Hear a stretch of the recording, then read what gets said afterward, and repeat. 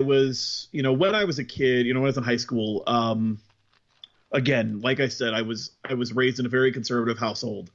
And I remember reading some stuff about the National Endowment for the Arts and things that it was being used for. And I remember being, as a 14-year-old conservative, I was sort of appalled by some of the things. But this totally takes me back to that time and reading about those performances and those art things, like the one that I always remember. There was an art installation of a crucifix in a jar of urine that was referred to as Piss Christ. Oh, geez. And so that hit me kind of hard as a kid. And this reminds me of something along the lines of that. When you say Piss Christ, funny part, the first thing I think of is in Glee, where they did that whole episode that Finn found a picture of Jesus in his grilled cheese sandwich. Oh, that reminds me of grilled Jesus. Yes, that's what that reminded me of just now when you said that. Yeah. I'm thank you for getting the reference, by the way, because most people don't get Glee references, so thank you. Oh, no problem. Yeah. I watched every episode. I watched of that every show. episode. Hey! Go. There you go. That was one of me and my wife's shows that was on. We didn't miss an episode. So... That was my show. My wife hated it. Oh, me and my wife, she had a big crush on Corey Monte. So, massive crush on him. There you go. So, unfortunately, we all know how that ended. But, hey. Yes. That was a great show. R.I.P. It's a great show. So, back to Over the Moon. I guess the whole point of this is pretty much to just get under Benny's skin and at the same time do a rally. I think that's the whole point of this song. And I love the fact that in the Broadway show, Benny's like behind her. But in the movie, he's in the crowd. And I like the fact better that he's actually in the crowd watching this chaos. Yeah. And this ridiculousness. And I also love the fact that he's like watching his friend and trying not to be happy for her. At the same time. Yeah. It just feels like that in the movie more than the Broadway show. So, that's my personal opinion. I will say, my wife actually dressed as Marine for Halloween one year and had the cowbell and a little like stuffed cow and all those little things just to have some fun with it. And even like was carrying around some Diet Coke just because it was funny. And nobody got the joke but me, but I thought it was hysterical. So I just wanted to bring that up because it's a funny visual. And I had that picture somewhere I got to find.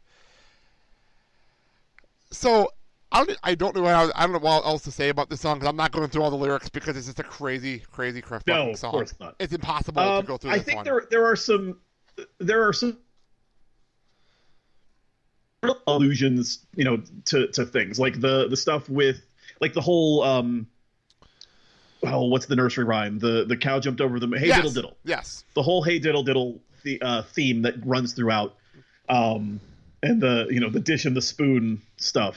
I love that. Yeah, they went off the table and eloped. That's a great line. The one thing I will always complain about in the movie. Why did we have to have the visual from the sky cam of her suckling the tit of the fucking cow? Oh, why did we need that visual? Like, why was that needed? I don't know. It's certainly interesting. But I love the fact that it starts to the mooing, and the mooing doesn't really pay off in the movie, like it pays off in the Broadway show. But it's still fun. In the movie, we have the riot, and this is where we actually see the riot, because you couldn't do the riot on stage. It would be way too chaotic. And I love the fact that Mark runs and is filming the whole thing. Because it's so Mark. It's a Mark thing to do. Like, hey, opportunity, I'm going to go film this. And the other thing I also love in the movie is Angel attacking the cops who are trying to pull away collets. She turns into a fucking ninja out of nowhere. The kick to the one cop. Yes. It is amazing. First time I saw that we were in the theater, and I openly laughed. Like, it's hard not to laugh at this moment, but it's such a great moment that you can't help but laugh. Because it's Angel in her own getup and kicking somebody in the head. Like, wait, what? Right. Where did that come from? All right, cool. She's good at everything, apparently. That's what we're learning here. Yep. And so we head off out of the riot, and I also love Maureen trying to calm down the riot from the top of the stage. While Joanne's getting hit with fruit on top of the lights. Like, I like that Joann is like stuck up there on like the cherry picker. Yeah, and she's getting hit with stuff. And she's getting hit with stuff on the lights. Yeah. I'm like, what? Come on, get out of there. Why are you still up there? So we move on to Life Cafe. And this is where things get fun. Yep. And first of all, I like the fact that in the movie they're worried about Mark. That Roger is really worried. Like, everyone's here except Mark. And then Mark eventually shows up. And the one thing I want to know, how much time goes by in the movie, like, that it takes him to show up? Like, how long have they been sitting there waiting for him to show up? Boy, it's unclear. And it's, you know, it's one of those things where you're like, were they sitting there for like 45 minutes, an hour? Like, they're waiting to have dinner. But they're waiting for him to show up. They don't know where he is. And in the movie, there's like no cell phones or anything to talk with anybody. So right. I don't know what they're thinking. And then he shows up all happy because he sold his footage to a news station. Right. What? It's such a strange transition because you have Roger all concerned and then Mark is coming in all happy. So. We're at the Life Cafe. And by the way, I was very sad to know that the Life Cafe closed a few years ago and I couldn't go to take pictures by it when I went to New York. I really wanted to do that when I was in the city this year. So. That would have been. Yeah. There's certain pictures I wanted to take, and that's one of the ones I didn't get a chance to because they're closed now. It's an unfortunate thing. All right. So, okay. Moving on to La Vie Boheme. Now, when I messaged you and I said, what songs do you want? You immediately jumped on La Vie Boheme. Why is that? Well, because, I mean, there are a lot of reasons. I mean, first of all, it's my we didn't start the fire. Fair enough. All of the sort of cultural allusions that are in the song, I think are fantastic. Especially as I've gotten older and my tastes have grown to be more avant-garde. There's a lot of stuff in here that I didn't understand at the time when I was 18 years old, and now that I'm 41, I really have a large appreciation for the stuff, you know, some of the references. Very true. And it's fun. It's probably the most fun song in the entire show. It's a party song at this point. Yeah. At this point, we're celebrating at the end of the first act. Yep. And there is so much here. And so much craziness. And by the way, I have to thank a BuzzFeed article for actually breaking down some of this stuff for me. So I don't have to do it, which I appreciate. And I'll be referencing that as we go along in the song.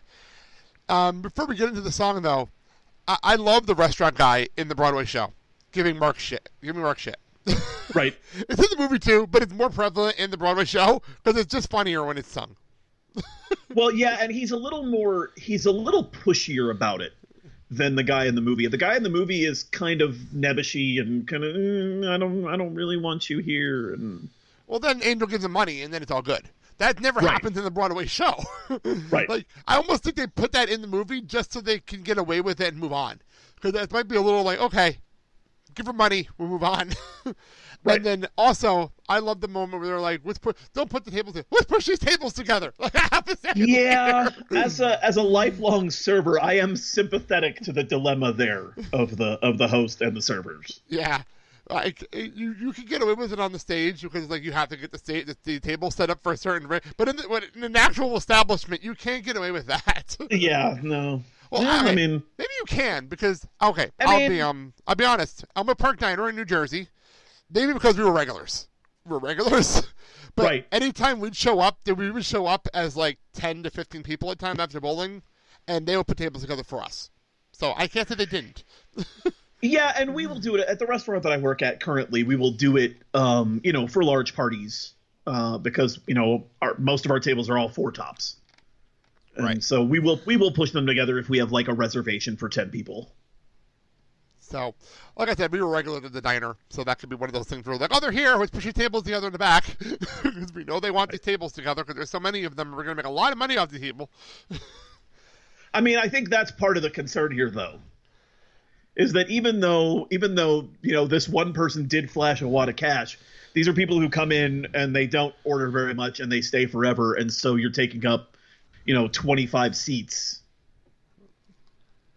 Which you do clarify when they order food, though. So we'll get to that in a minute. That's true. You do order food, which is something they didn't do. But I do love Mark saying, I came here and had and ordered a tea.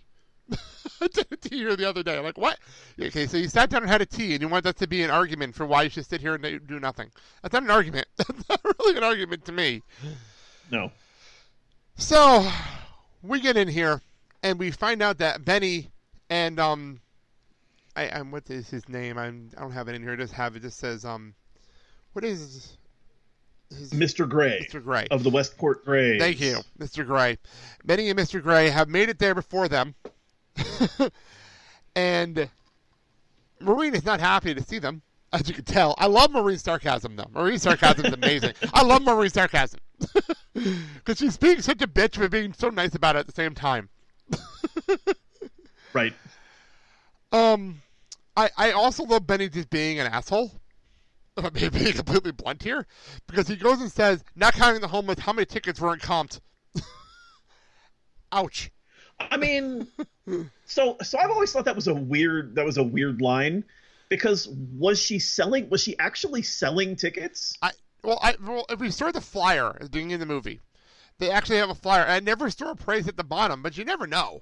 I mean, maybe it was one of those things where maybe she was accepting money to go towards some fund. I don't know. They never explained that in the movie or in the Broadway show. I even paused it on the poster originally being in the movie, and there's nothing on the poster that says the price.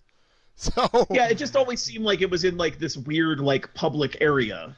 Yeah, in this lot, and so it always seemed odd to me, the idea that you would charge for tickets to it.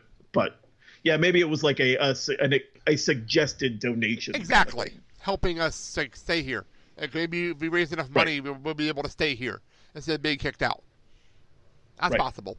And the name of the place, by the way, the name of the location is The Place. As we learned earlier in the movie, which cracks me up. Yeah. I'm not gonna lie, it's stupid, but it makes me laugh. Now the one thing in here is that they actually do start talking about the fact that Arquita Evita, but in the Broadway show, Benny starts talking to Mimi, which doesn't happen in the movie. Right. I don't know how much I like the fact that they took it out of the movie, because it's important for later.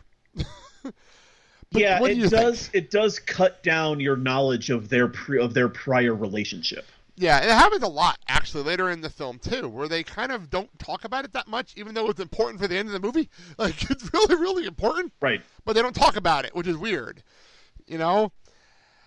But that brings us into the song, and I'll get into the movie version, because that's what I have all the references on my BuzzFeed, but a line that me and my wife, to this day, and I think a lot of Rentheads do this. Who died? Arquita Evita. We will Evita, quote that, and you got to do the hands. Yes, Evita. Cracks me up every time, and we do it every time, no matter what. It can be a serious death. If someone goes on and you hear who dies, me and Mandy look at each other every single time, no matter what. Mm-hmm. Yep. It's become a thing. So, let's jump in here to the references. This is a reference-heavy song, people. There's a lot going on in here. If you don't know the song, go play it. I'll play some lyrics as we go along here, but this is a great song to begin with. But there is so much to this, and as David said, as you get older, you appreciate the song more and more. Yep. I'm with you on that, because we're only about 6 years between us, so I completely understand. All right. The first thing in the notes, we actually start talking about Bohemia, Bohemia, fallacy in your head. This is Calcutta, Bohemia is dead. And in my little notes here, they actually explain what Bohemia comes from, which is actually the 19th century. And for impoverished French artists moved to a low-rent neighborhood, traditionally accompanied by Romania people. So that's where the Bohemia comes from. And Calcutta is actually is based on the capital of West Bengal in India. And actually, at the time when this actually in 1996, it was experienced a boom in population caused by war refugees, as well as the stagnation in social political development, leading to a global that city was blighted as scum. So there you go. Yeah. Straight off the bat, a lot going on So basically Benny's saying, you've created